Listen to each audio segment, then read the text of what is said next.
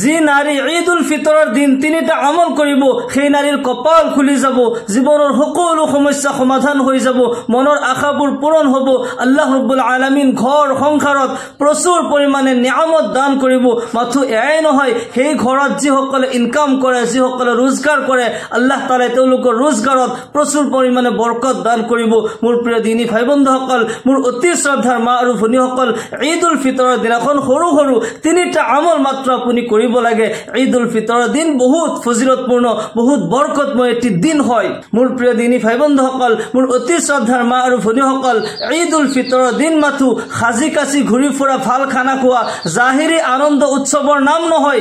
এই দিন সেইসকল বান্দা বান্দীসকলৰ মজুৰিৰ দিন হয়, সেইসকল বান্দা বান্দীসকলৰ পুৰস্কাৰৰ দিন হয়, যিসকলে গোটেই মাহটো আল্লাহ তাআলাৰ হুকুম মানি গোটেই মাহটো ৰোজা ৰাখিলে, তাৰাবিৰ নামাজ পঢ়িলে, একমাত্ৰ আল্লাহৰ ৰাজি খুশিৰ কাৰণে সবৰ আৰু ধৈৰ্যত এই মাহটো কটাইছে, যিসকলে আল্লাহৰ ৰাজি খুশি কৰাৰ কাৰণে নিজৰ নফসক দমন কৰি ৰাখিছে, যিসকলে আল্লাহৰ ৰাজি খুশি কৰাৰ কাৰণে নিজৰ চকু হেফাজত কৰি ৰাখিছে, নিজৰ দৃষ্টি হেফাজত কৰিছে, সেইসকল আল্লাহৰ বান্দা বান্দীসকলৰ কাৰণে পুৰস্কাৰৰ দিন হয়।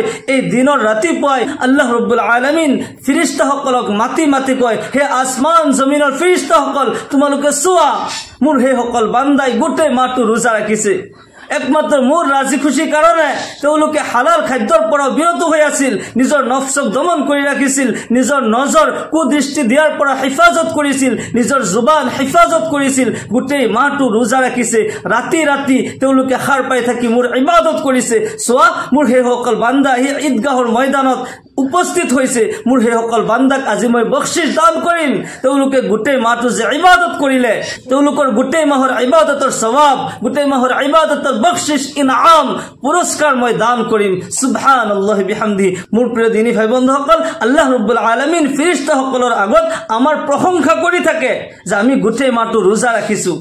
যিসকল আল্লাহৰ বান্দা বান্দিয়ে গোটেই মাহটো ৰোজা ৰাখিছে, আল্লাহ ৰাব্বুল আলামিন ঈদ উল ফিতৰৰ দিন তেওঁলোকক বখশিশ দান কৰিব, তেওঁলোকৰ জীৱনৰ গুনাহ খাতাবোৰ মাফ কৰি দিব, জীৱনত শান্তি দান কৰিব। আল্লাহৰ নবী জনাব মুহাম্মদুৰ ৰাসূলুল্লাহ সাল্লাল্লাহু আলাইহি ওয়াসাল্লামে ইৰশাদ কৰে, যিসকল বান্দা বান্দিয়ে গোটেই মাহটো ৰোজা ৰাখিলে, লিছাইমি ফাৰহাতান, ৰোজদাৰ সকলৰ কাৰণে দুটা আনন্দ হয়, দুটা ফুৰ্তি হয়।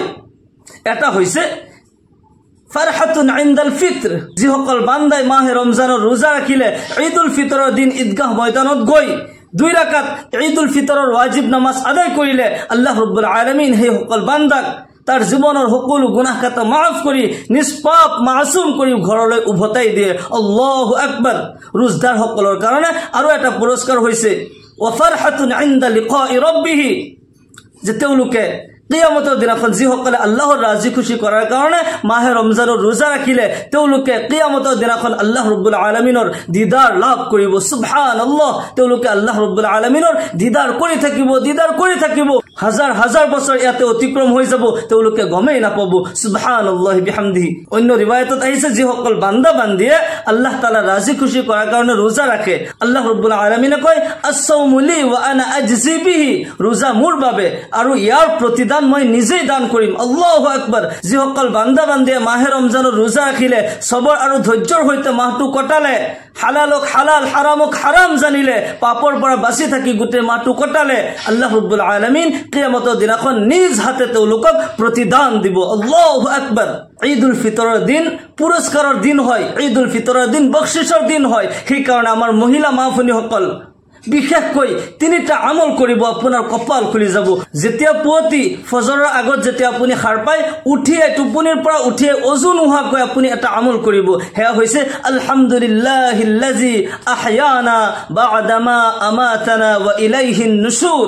সৰ্বপ্ৰথম টোপনিৰ পৰা উঠিয়ে আপুনি এই দোয়া কৰিলে, সকলো প্ৰশংসা আল্লাহ ৰাব্বুল আলামিনৰ বাবে, যিজনে মৃত্যুৰ পিছত পুনৰ জীৱন দান কৰিলে। আহয়ানা বা'দামা আমাতানা, আমাক জীবন দান কৰিলে মৃত্যুৰ পিছত। টোপনিটো এক ধৰণৰ মৌত হয়। ঈদ উল ফিতৰৰ দিন যে আপোনাক দেখাৰ তৌফিক দিলে, সেই কাৰণে সৰ্বপ্ৰথম আপুনি আল্লাহ তাআলাৰ হামদ সানা, আল্লাহ তাআলাৰ প্ৰশংসাত আপোনাৰ দিন আৰম্ভ কৰিব। তেতিয়া আল্লাহ ৰাব্বুল আলামিন আপোনাৰ জীৱনত বৰকত দান কৰিব, আপোনাৰ ঘৰ সংসাৰত আল্লাহ ৰাব্বুল আলামিন শান্তি দান কৰিব। টোপনিৰ পৰা উঠি যেতিয়া আপুনি এই দোয়া পঢ়িলে, দোয়া কৰি ইয়াৰ পিছত যে আপুনি ধুনীয়াকৈ অজু কৰিব, সুন্দৰকৈ অজু কৰি জাই নামাজ পাৰি লৈ ফজৰৰ নামাজ আদায় কৰিব। ফজৰৰ নামাজ 2 ৰাকাত সুন্নাত, 2 ৰাকাত ফৰজ নামাজ যেতিয়া আপুনি আদায় কৰিব, ফজৰৰ এই 4 ৰাকাত নামাজৰ ইমানে মূল্য হয়। আল্লাহৰ ৰাসূল জনাবে মুহাম্মদুৰ ৰাসূলুল্লাহ সাল্লাল্লাহু আলাইহি ওয়াসাল্লামে ইৰশাদ কৰে, যিজন বান্দাই ৰাতিপুৱা শুই উঠি 4 ৰাকাত ফজৰৰ নামাজ আদায় কৰিলে, 2 ৰাকাত সুন্নাত আৰু 2 ৰাকাত ফৰজ নামাজ যিসকল বান্দা বান্দিয়ে আদায় কৰে, আল্লাহ ৰাব্বুল আলামিন সেই সকল বান্দা বান্দিৰ গোটেই দিনৰ বাবে জিম্মাদাৰ হৈ যায়। আল্লাহু আকবাৰ। সেইজন বান্দাই এতিয়া কোনো ধৰণৰ পাপ কাম কৰিব নোৱাৰে, শয়তানে সেইজন বান্দাক ধোকা দি পথভ্ৰষ্ট কৰিব নোৱাৰে।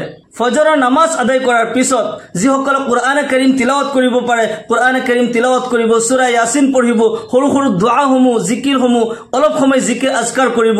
ইয়াৰ পিছত আপুনি যিকোনো কাজ কৰ্ম কৰে, যিকোনো বস্তুত আপুনি হাত দিয়ে, প্ৰত্যেক কামৰ আৰম্ভণিতে আপুনি বিসমিল্লাহিৰ ৰহমানিৰ ৰহিম পঢ়িব। প্ৰত্যেক কামৰ আৰম্ভণিতে বিসমিল্লাহিৰ ৰহমানিৰ ৰহিম পঢ়িব। তেতিয়া আপোনাৰ সেই কামত আল্লাহ ৰাব্বুল আলামিন বৰকত দান কৰিব। হাদিস শৰীফত আহিছে, কুল্লু আমৰিন জিবালিন লাম ইউবদা বিবিসমিল্লাহি ফাহুয়া আক্তা আও আজজাম। প্ৰত্যেক ভাল কাম যিটো নেকি বিসমিল্লাহৰ দ্বাৰা আৰম্ভ কৰা নহয়, সেই কাম আধৰুৱা হৈ যায়, তাতে শয়তানৰ হাত আহি যায়। আপুনি কিবা ভাল কাম কৰিছে, কিবা কাজ কৰ্ম কৰি আছে, পাকঘৰত কিবা কাজ কৰ্ম কৰি আছে, প্ৰত্যেক কামৰ আৰম্ভণিতে আপুনি বিসমিল্লাহ ক'ব। যিকোনো বস্তু হাত দিয়ে, যিকোনো কাম কৰিবলৈ আৰম্ভ কৰে, প্ৰত্যেক কামৰ আৰম্ভণিতে আপুনি বিসমিল্লাহ পঢ়িব। তেতিয়া আল্লাহ ৰাব্বুল আলামিন আপোনাৰ সেই কামত বৰকত দিব। আল্লাহৰ ফেৰেশতাসকলে আপোনাৰ কাৰণে দুআ ইস্তিগফাৰ কৰি থাকিব। প্ৰত্যেক কামৰ আৰম্ভণিতে আপুনি বিসমিল্লাহ পঢ়িব।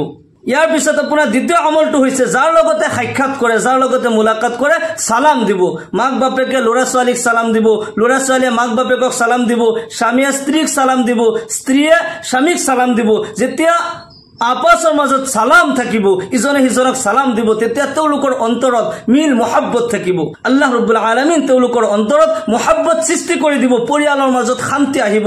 আল্লাহৰ ফেৰেশতাসকলে সেই পৰিয়ালৰ সকলোৰে বাবে আল্লাহৰ ফেৰেশতাসকলে দোয়া কৰি থাকিব। কিয়নো এইফালে ঈদৰ দিন কোনো ধৰণৰ খং ৰাগ থাকিব নালাগে, সকলোৰে লগত ভাল ব্যৱহাৰ কৰিব লাগে, সালাম দিব লাগে, পুৱতি উঠিয়ে ইজনে সিজনক সালাম দিব লাগে। তেতিয়া আল্লাহ ৰাব্বুল আলামিন তেওঁলোকৰ প্ৰতি ৰাজি আৰু খুশি হৈ যায়। কিয়নো এই দিন বখশিছৰ দিন হয়, এই দিন মাগফিৰাতৰ দিন হয়। আল্লাহ ৰাব্বুল আলামিন গোটেই মাহৰ জাজায়ে খায়েৰ তেওঁলোকক দান কৰিব। সেইকাৰণে বান্দা বান্দিসকলে ইজন সিজনৰ প্ৰতি মিল মহব্বত থাকিব লাগে, ইজনে সিজনক সালাম দিব লাগে। আল্লাহ ৰাব্বুল আলামিন কোরআনে কারীমত কয়, ওয়া ইজা হুয়িতুম বিতাহিয়াতিন ফাহায়্যু বিআহসানা মিনহা আও রুদ্দুহা। তোমাক যেতিয়া কোনোবা এজনে সালাম দিয়ে, তুমি তাতকৈ আৰু বেহতৰ শব্দৰ দ্বাৰা, ভাল শব্দৰ দ্বাৰা তাক সালামৰ উত্তৰ দিবা। যদি সেইখিনি নোৱাৰা, কমসে কম তেওঁ যিখিনি শব্দৰ দ্বাৰা সালাম দিছে, সেইখিনি শব্দৰ দ্বাৰা তুমি তাক সালামৰ উত্তৰ দিবা। যেতিয়া বান্দাই ইজনে সিজনক সালাম দিয়ে, সালামৰ দ্বাৰা আল্লাহ ৰাব্বুল আলামিন তেওঁলোকৰ আপসৰ মাজত মিল মহব্বত সৃষ্টি কৰি দিয়ে, তেওঁলোকৰ অন্তৰত মহব্বত সৃষ্টি হয়। আপুনি কাম কৰিবলৈ পাকঘৰত সোমাইছে, পাকঘৰত সোমাওতে আপুনি সালাম দি সোমাই যাব। প্ৰত্যেক বস্তুৰ আৰম্ভণিতে, প্ৰত্যেক কামৰ আৰম্ভণিতে বিসমিল্লাহিৰ ৰহমানিৰ ৰহিম পঢ়িব, নহলে অকল বিসমিল্লাহ পঢ়িব। প্ৰত্যেক কামৰ আৰম্ভণিতে বিসমিল্লাহ পঢ়িব। যাৰ লগতে সাক্ষাৎ হয় আপুনি সালাম দিব, ইজনে সিজনক সালাম যেতিয়া দিব, আল্লাহ ৰাব্বুল আলামিন অন্তৰত মহব্বত সৃষ্টি কৰি দিব। ইয়াৰ পিছত আপোনাৰ তৃতীয় নম্বৰ আমলটো হৈছে, আপুনি এনি টাইম ঈদুল ফিতৰৰ দিন বেছিকৈ দুৰুদ শৰীফ পাঠ কৰি থাকিব। যিকোনো দুৰুদ শৰীফ আপোনাৰ মুখস্থ থাকে, যিকোনো দুৰুদ শৰীফ আপুনি বেছিকৈ পাঠ কৰিব। বিশেষকৈ ঈদুল ফিতৰৰ দিন আল্লাহৰ নবী সাল্লাল্লাহু আলাইহি ওয়াসাল্লামে শিকাই দিয়া এটি দুৰুদ শৰীফ আপুনি যদি পঢ়িব পাৰে, আল্লাহৰ নবী সাল্লাল্লাহু আলাইহি ওয়াসাল্লাম সাহাবাসকলক এই দুৰুদ শৰীফ শিকাই দিছিল। আল্লাহৰ ৰাসূল সাল্লাল্লাহু আলাইহি ওয়াসাল্লামে কয়, হে মোৰ সাহাবাসকল, তোমালোকক এনেকৈ এটা আমল মই শিকাই দিওঁ নে, যি আমল এবাৰ কৰাৰ লগে লগে আল্লাহ ৰাব্বুল আলামিন 70 জন ফেৰেশতা তোমাৰ কাৰণে নিযুক্ত কৰি দিব। সেই ফেৰেশতাসকলে 70 জন ফেৰেশতাই 1000 দিন পৰ্যন্ত তোমাৰ কাৰণে সওয়াব লিখিয়ে থাকিব, অনবৰত তোমাৰ কাৰণে সওয়াব লিখি থাকিব।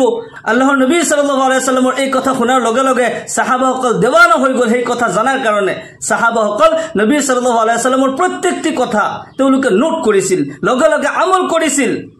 নবী সাল্লাল্লাহু আলাইহি ওয়াসাল্লামৰ দিৱানা আছিল সাহাবাসকলে কয় ইয়া ৰাসূলুল্লাহ সাল্লাল্লাহু আলাইহি ওয়াসাল্লাম এনেকুৱা আমলৰ আমাৰ বহুত প্ৰয়োজন হয় আপুনি অতি সোনকালে আমাক এনেকুৱা আমল শিকাই দিয়ক আল্লাহৰ নবী সাল্লাল্লাহু আলাইহি ওয়াসাল্লামে কয় তোমালোকে পঢ়িবা তোমালোকে কবা জাযাল্লাহু আন্না মুহাম্মাদান মা হুয়া আহলুহু জাযাল্লাহু আন্না মুহাম্মাদান মা হুয়া আহলুহু এই দুরূদ শরীফ যদি আপুনি এবাৰ পাঠ কৰিব পাৰে নবীৰ ইশক আৰু মুহাব্বত অন্তৰত লৈ নবীৰ প্ৰেমত যদি আপুনি এই দুৰূদ শৰীফ এবাৰ পাঠ কৰে আল্লাহ ৰাব্বুল আলামিন আপোনাৰ কাৰণে 70 জন ফেৰেশতা নিযুক্ত কৰি দিব আৰু সেই 70 জন ফেৰেশতাই 1000 দিন পৰ্যন্ত আপোনাৰ কাৰণে অনবৰত সওয়াব লিখি থাকিব আল্লাহু আকবাৰ ঈদুল ফিতৰৰ দিন বখশিশৰ দিন হয় এই দিন আল্লাহ ৰাব্বুল আলামিন বান্দা বান্দীসকলক বখশিশ দান কৰে এক মাহৰ ৰোজা এক মাহৰ সবৰ আৰু ধৈৰ্যৰ অন্তত ঈদুল ফিতর আল্লাহ রাব্বুল আলামিন নিজে দান করেছে এই দিন রোজা রাখা পর্যন্ত হারাম হয় এই দিন আল্লাহ রাব্বুল আলামিনের হামদ সানার দ্বারা